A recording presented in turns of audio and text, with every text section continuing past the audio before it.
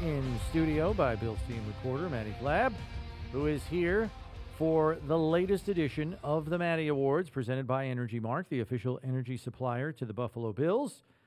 Matty was taking a day off, had some friends in town, but that does not keep her from doling out Matty Awards here a day later. Not at all. We're back on a Tuesday. We're extending this bye week with some good content. So why not put the Matty Awards on a Tuesday? From the 24-hour rule to the 48-hour rule on the bye week. Quickly. As far as I'm concerned. That's what I'd be doing. Let's go. Right? Especially after a win like that. We'll begin at the top of the heap here with the MVP award. Josh Allen is the MVP. Allen is the best at what he does in the NFL, and he put that on display against the Chiefs. Kansas City went into this game undefeated with the fifth best scoring defense, and Allen, we knew at some point he was going to have to take over and prove that no defense can put me in a box. When the Bills were up by 2 with just over 2 minutes to go, you don't want to give Patrick Mahomes a chance at the end of the game. So on 4th and 2, Allen kicks it into the highest gear. Can you take me higher? I don't think so, because he had a 26-yard rushing touchdown to put the Bills up 30-21. That's the stuff you dream of as a kid who wants to play in the NFL. Yeah, we were all in this together, right? We all have seen this game 8 times over the last 5 years. You just knew that if the Bills kicked the field goal there, Pat Mahomes is going to drive down and kick a field goal, and they're going to take the lead back. And whether it was 0 time on the clock or whatever time on the clock, you just knew it. Yeah. You just knew it. You could have had the 85 Bears defense on the other side, and that Mahomes is still going to get down there and get in field goal range. You just felt it. The part that I enjoyed secondarily after the game was over and the next day was Steve showing me on the All-22 film, Mac Hollins pointing to the air at the 20 when Josh was at the 20-yard line. Like he took 3 steps on his scramble run, and he's like, he's in. I was like, dude, there's like 2 guys there. He's just like, Josh is in the grasp of the linebacker just past the line of scrimmage, and there's 2 guys converging between him and the goal line. Mac Hollins on the other side of the field with his finger in the air going, yeah, maybe we're going in. You got to go and look at it if you haven't seen it. It is a hoot. Priceless, yeah. All right, the Payback Award. Payback Award. It's going to our linebacker, Terrell Bernard. Let's rewind the clock back to last year's divisional playoff game against Kansas City. If you remember, Bernard missed that game due to an ankle injury, and general manager Brandon Beane later told us that Bernard was basically in tears about not playing in that game. He wanted to play so badly. So that means that this game, while it wasn't in the playoffs, it was against the Chiefs. It was all about that payback.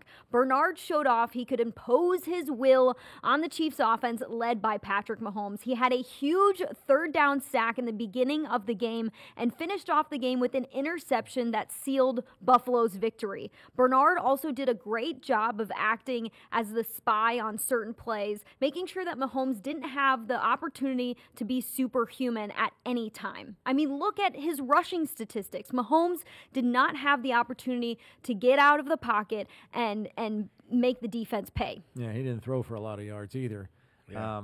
It was a supreme defensive performance by the Bills. Absolutely. Yeah, and Bernard's presence out there, he just elevates everybody. He's just on it. Yeah, he seems... He's ahead of it, actually. He's not on it. He's ahead of it. Clairvoyant as to what's going to happen.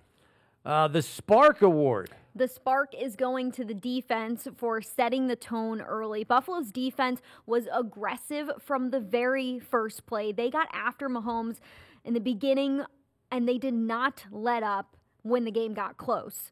They provided a huge spark in the second play of the game, I should say, with that Taylor Rapp interception. And then on the last drive that Kansas City had, Terrell Bernard intercepts a pass. They finish with 2 takeaways, 7 quarterback hits, 2 sacks. They showed that they can go toe-to-toe with one of the best quarterbacks in the NFL, even with injuries. No Matt Milano, no Dwayne Carter, no Dawon Smoot, and they could still do it. I loved the defense's attitude in this one. They didn't play afraid. They played as the aggressors. Defensive coordinator Bobby Babich called a great game. Yeah, he did. They stayed aggressive, and Well, they gave up a narrative, touchdown in the second half, right? Yeah, they gave up one touchdown in the second half. My narrative has been that they just forced Mahomes into decisions he didn't want to make. And they did it by hurrying him and harassing him and chasing him around back there, and the pressure affected him. Mm-hmm. They have an offensive tackle problem on Yes, both they do. sides. It's a major issue for them. They've beaten 9 teams in a row with that same problem. Right. But I think the Bills showed that that's probably not going to work too well in the playoffs. Yeah. Well, we'll see. The Heating Up Award. Heating up is going to our wide receiver, Curtis Samuel. In the last 2 games, Samuel has 9 total catches for 93 yards and a touchdown. In the last 2 games, it's been a different type of wide receiver that we've seen on the field. It's been a tough start for Samuel's first season as a Bill, and he hasn't played a huge piece in this offense, hasn't played a huge role in this offense, but in the last 2 weeks, he's showing why he can have that important role. He's heating up, he's showcasing his skills as a wide receiver. He's a shifty player who's really tough to take down when he has the ball in his hands, and I don't care when you show up. As long as you show up, that's what matters. And here he is doing it 2 straight weeks in a row. The 49ers are on deck. The addition of Samuel into the mix just makes this offense harder to defend. Yeah, and Josh Allen kind of intimated after the game on Sunday that Curtis Samuel in the early stages of the season was playing hurt. Right.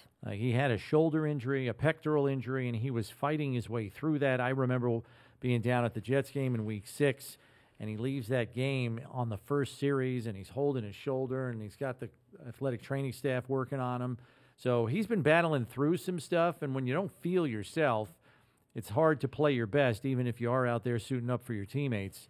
I think he finally feels good, and we're kind of seeing the difference. Yeah. So that's what's encouraging. All right, the TD King Award. Our touchdown king, it's running back James Cook. Cook has 11 touchdowns from scrimmage this season through 11 games. That ties for the second most scrimmage touchdowns by a running back. Cook had just 2 rushing touchdowns last season. He already has 10 this season.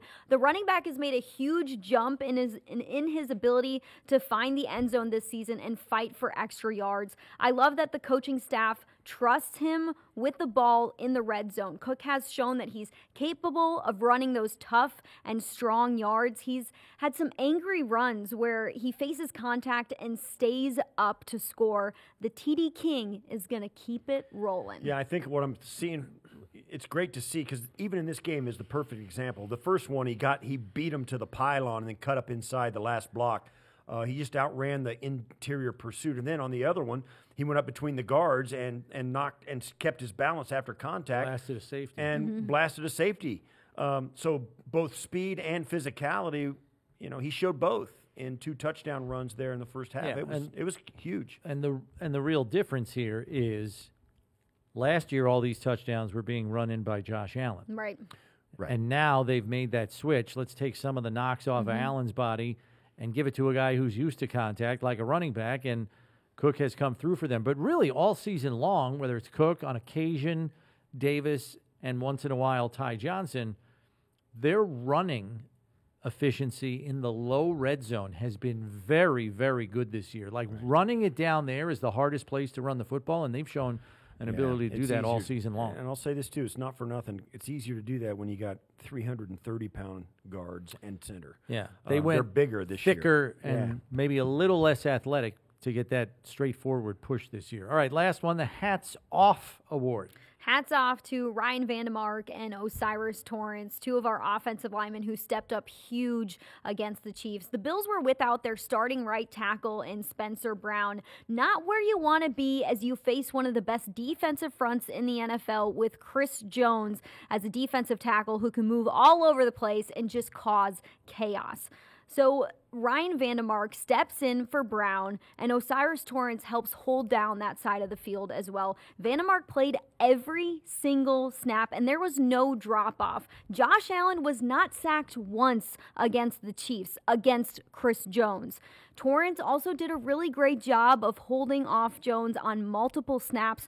The best one was when Allen rushed in for that 26-yard touchdown in the fourth quarter. Torrance sunk his hips and turned into a concrete wall, allowing Allen to run through a really important gap to score. Yeah, because Karlaftis, too, was trying to swipe the ball away at the other Karlaftis side was, of that gap. Yeah, Karlaftis I mean, he came made a big close. swipe to get the ball out of Josh's hands right as he broke contain. He's working against Vandermark.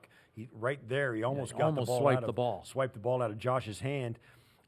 Couldn't get there, though. Yeah, but Osiris turned Chris Jones, like, the other way. He just turned crazy. him. Which, that's just great handwork, great technique. And I think Jones was trying to take an inside angle because inside is the closest distance between point A and point B. Right. He knows he probably doesn't have enough time to go outside and get to Josh before he throws the ball. But he was fully expecting pass. Yeah. So. And people have talked about how on the team how impressive the hand strength of Osiris Torrance is. That he's got some crazy hand strength that he can just move people out of the way, even as a young player. Not to mention, I mean, and we've talked about this since he was drafted. He's very flat-footed, so there's like more surface area on the ground. You can't uproot him. Right. He anchors, and then all of a sudden, before you know it, he's not only not moving, but he's turning you because he's anchored. They don't back him up often. It's funny because I've seen other guards like our former Buffalo Bill, Jerry Ostrowski, was also flat-footed. Yeah, flat-footed, I remember. It allows them to anchor. Maybe Mac Hollins is right. If they're flat-footed, it gets them closer to the ground. It's more surface area. But yeah, they and plus they both have long arms and that huge strength. That doesn't hurt that he's 330 either. Yes, exactly. And that's what Jerry O was as well. Those guys are prototypical, and Osiris, I think, is having a very good sophomore year in the NFL. Maddie, our topic of discussion today is how have the Bills exceeded your expectations with their 9-2 start? Is there anything that really stood out for you that you think the Bills are doing even better than you anticipated? I think it's an easy answer, but what sticks out to me, if I look back on the season as a whole from week 1 to here we are in the bye week, week 12, is their ability to bounce back from injuries. They have faced so many injuries on the defensive side of the football and even on the offensive side of the football as well. Defense has definitely been way more, and it doesn't matter who's playing. It doesn't matter who's stepping into a role, undrafted, 7th rounder, 6th rounder. I think all of these guys who you may label as B players or whatever have played at an A grade capability when they're in there. It just shows how much this coaching staff means to this roster and how they do such a great job of developing these players regardless of where they're drafted in the NFL draft. They get the best out of them, and the system that has been in place since Sean McDermott has walked through these doors on defense has proved you can be drafted in the 7th round or the 1st round. It doesn't matter. When you learn this and you understand it, you can excel at it. And we've seen that time and time again out of so many defensive players. I'm really excited for this team to get healthier. We always say the bye comes at the right time, but to be able to possibly get back a Matt Milano, maybe a Dwayne Carter, a Dalton Kincaid, a Spencer Brown, Keon Coleman, it's a great place to be right now. These guys. It's a great place to be. Crazy. Absolutely crazy. Yep. All right, Maddie, thanks as always. Enjoy your bye week, and hopefully we see you after the next victory, which would make it seven in a row if they can beat the 49ers on Sunday Night Football in Week 13.